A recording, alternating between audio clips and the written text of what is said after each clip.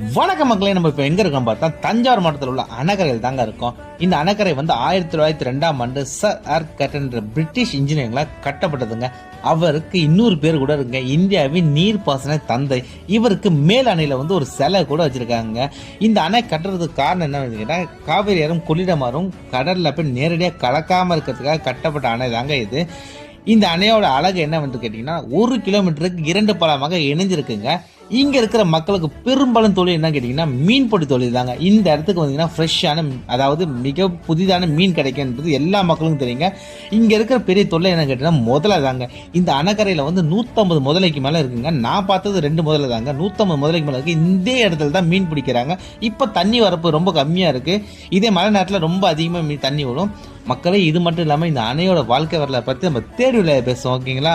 மறக்காம லைக் பண்ணுங்க, ஷேர் பண்ணுங்க, சப்ஸ்கிரைப் பண்ணுங்க. பாய்.